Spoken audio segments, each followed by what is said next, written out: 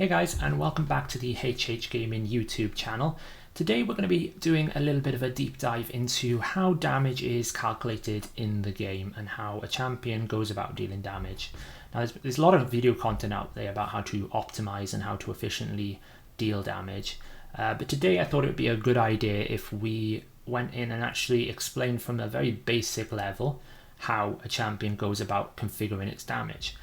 In another video, probably the next one after this, we're going to go into more detail about how damage can be grown over various different factors, multipliers, and other things, and also looking at the grading system that we have on hellhades.com, where we've almost taken each champion's ability and tried to pass it through some sort of realistic or consistent battle scenario in order for us to rank things consistently. So the first thing I want to cover is effectively how the game code structures damage for champions. So every champion is an object within the game code, and each ascendancy level of that champion has its own object. This is how certain skills become unlocked at different ascendancy levels, essentially. So if we take a look at one champion here and we go into a base. Now a base would be structured with its base values in that object, and then it'll have a container which contains the specific skills that are available to that champion. Now again, every champion is an object, which means every skill is also an object. So a skill is associated with a champion, and then from a sort of relationship point of view, then the game will go and look at the specific skill. Now the reason why I'm explaining this is the important thing is to understand how skills are configured. Essentially everything in the game is an effect. So when I look at Arrow of Rebuke here, it'll have an effect for damage, and it will also have an effect for the fact that it removes one random debuff. Each effect will have its own object and its own configuration. Now that's important for us to understand the way things work. Things higher up in that order will do things before the others.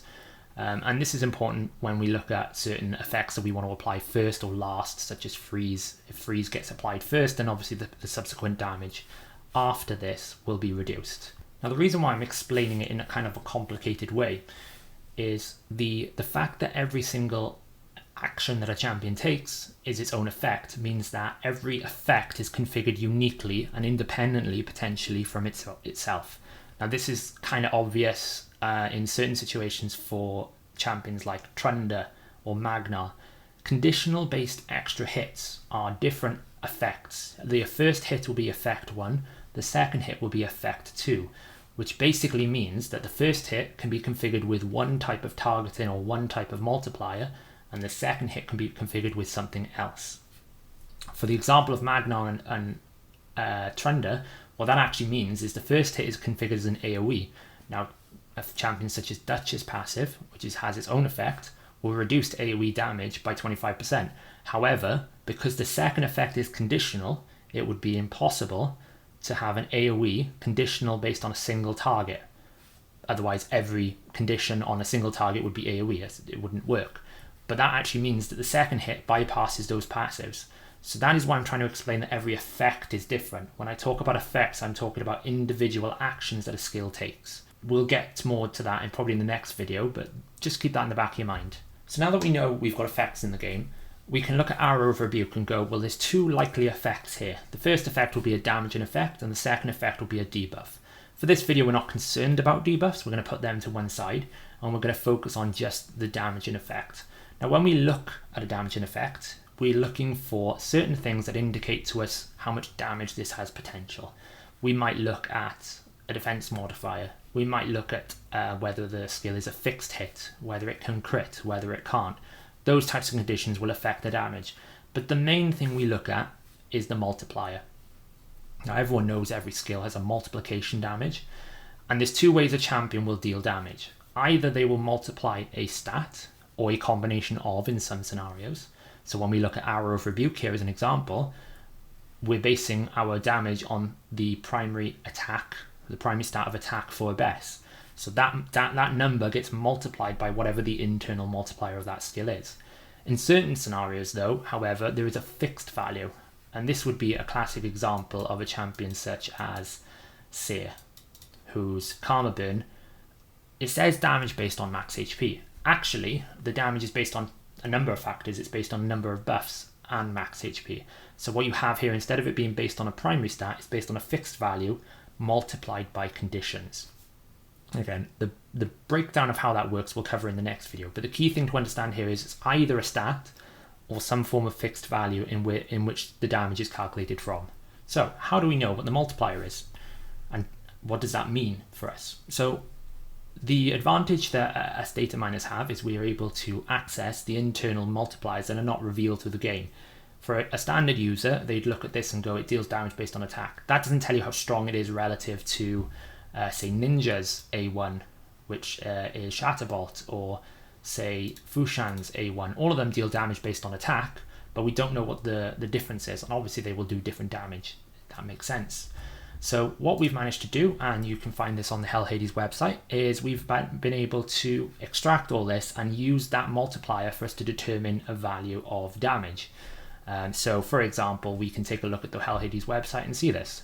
So I've gone to the Hell Hades website and I've looked at the champion Abyss, and I can scroll down and I can find her skills, and we can see that there's a multiplier value here for every ability that deals damage. For the Hour of Rebuke, we've determined and we've mined out that it's a 2.8 times attack.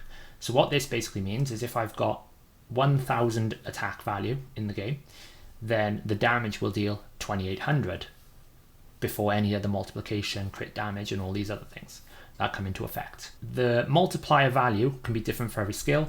A2 is a 5.1, and then it can be more complicated, like the A3 where it's based on conditions. But effectively, when it's a primary stat, it's normally whatever the primary stat is multiplied by the damage rating.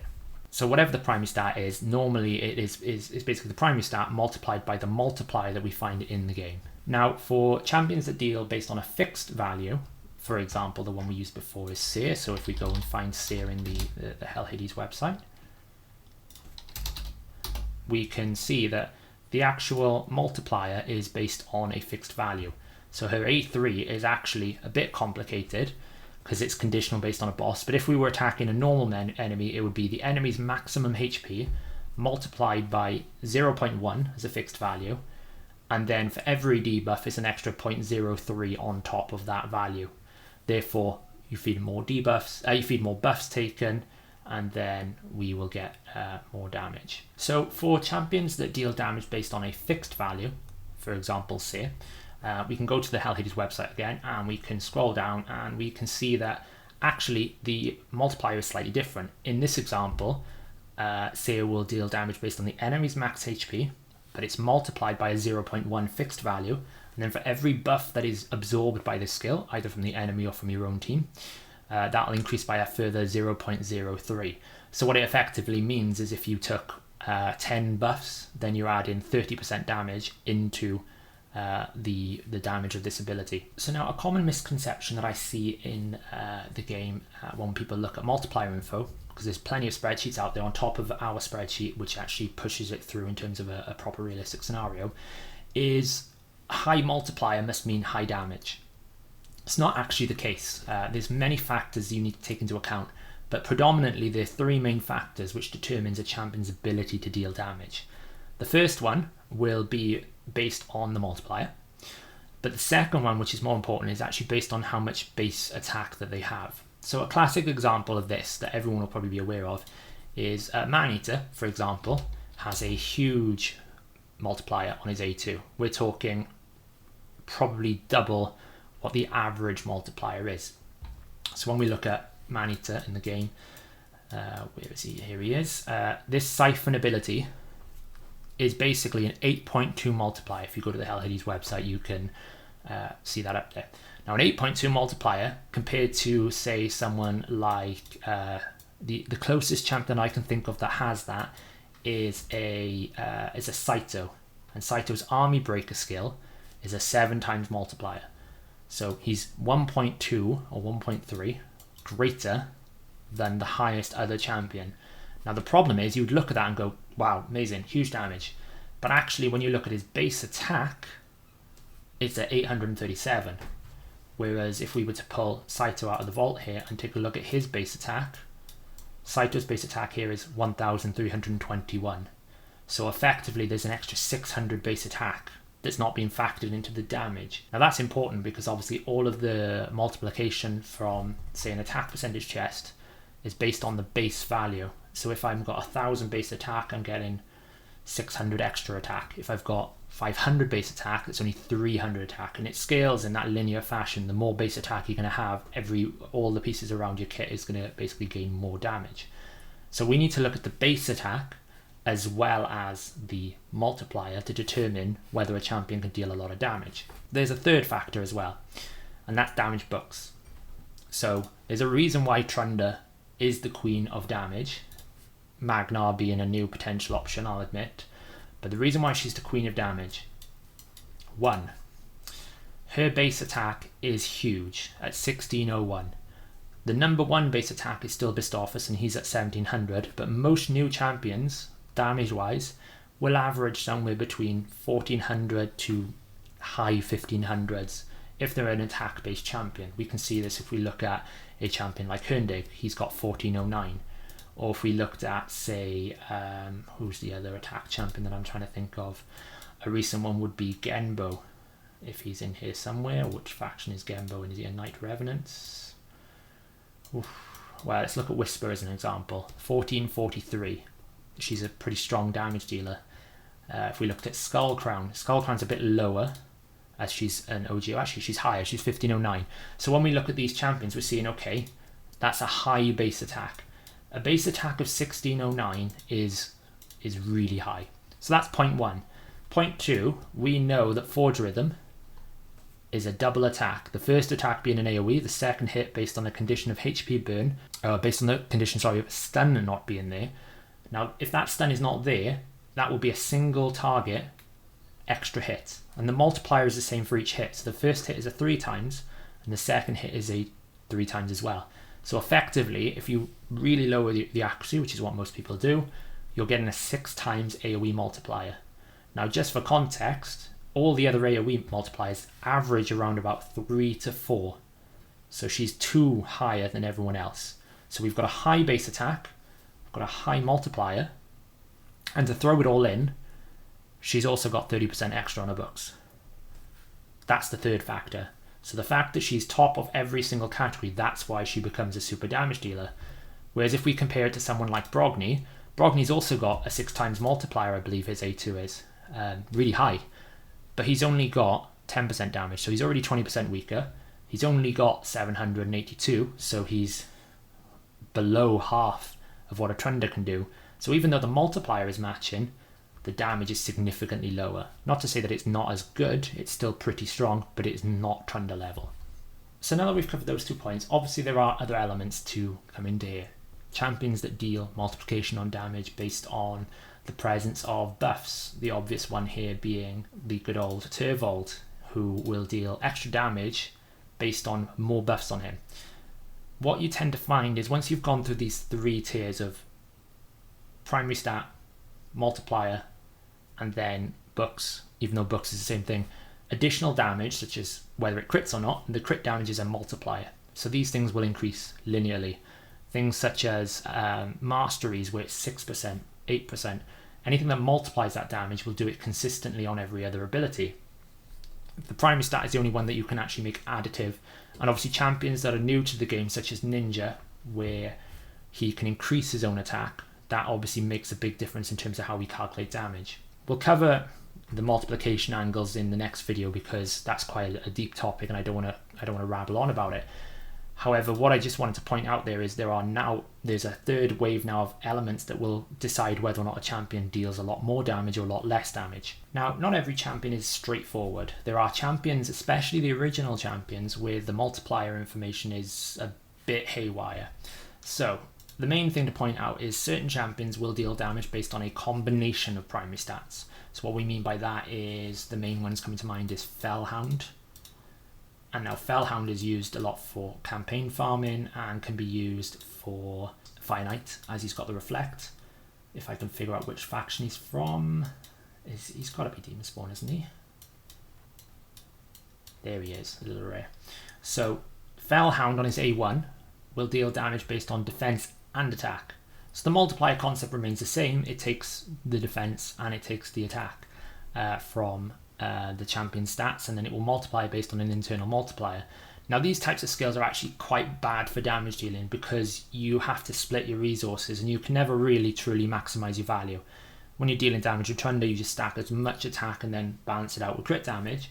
Where this guy, you're going to need to go, well, do I prioritize defense or attack? And you're always going to be penalizing yourself because the damage structure is built around you having an even value. There are other champions as well in the game code from a more sciencey bit, which just have some random things. So for example, Ghostborn, who is a Dark Elf, yes.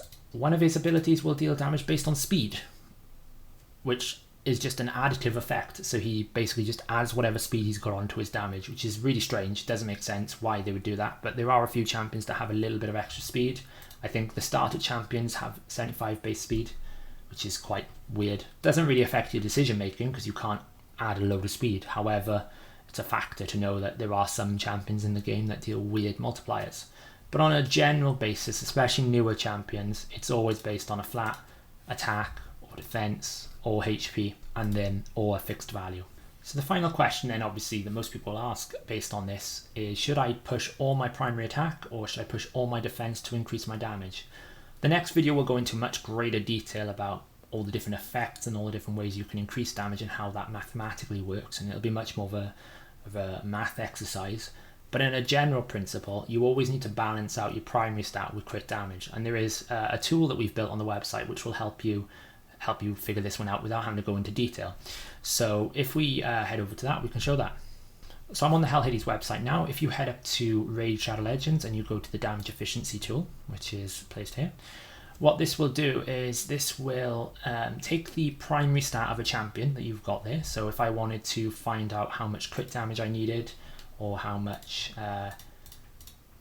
attack I should put, I can look for, say, Thunder now, and I will say like my current build has 5,000 attack. I can put a value of 200% here and it will tell me whether or not I've balanced my critical damage with primary stat.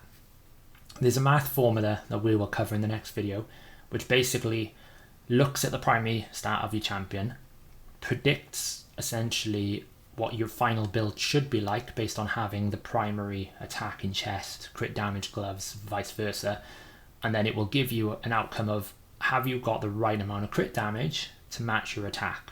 What that basically means is, say like I've got a line where I'm doing damage. If I've got too much crit damage, then adding 100 attack will add more value than adding more crit damage, which means that I could be above or below the line in terms of an average damage or an efficient damage trend. What this tool basically tells you is how you can maintain the good middle ground that I'm getting the most amount of attack and the most amount of value out of my crit damage. So in this example, I've got 5,000 attack and I've said I've got 200% crit damage. And what it's telling me is before I add any more attack, I should add 11% more crit damage, because that's how I'm ensure that I'm getting the most amount of value. Essentially, I'll get more value from crit damage right now than adding more attack. However, if I was to add 50% more crit damage, then it would go, actually now you've got too much crit damage. More crit damage is going to be less efficient than you add in more attack. So when you look at a champion and you go, right, I want to build this and I want to get it as efficient as possible, you can use this tool to go, should I add more crit damage or should I add more primary stat? So I hope that was helpful for everyone. Obviously, this is quite basic concepts for an advanced player, but for a new player, this will give you the core understanding of how damage is created by a champion. In the next video, we're going to go into the math detail of how all the different additive effects, masteries, books, multipliers, skill multipliers are created into a single damage outcome, how artifact sets will affect this damage as well. And we'll also go into detail about how the grading is done on the Hell Hades website to explain to everyone how we've reached that figure and why it's different to other tier lists of damage out there, which I would say are a bit too simplistic to actually give enough credit to all the different champions in the game. So if you've enjoyed this video, please give our channel a subscribe and like the video. That helps with the YouTube algorithms. And if you want to see any other content beyond the next video and further videos, leave a comment. We're monitoring them all the time, and we really appreciate the community feedback.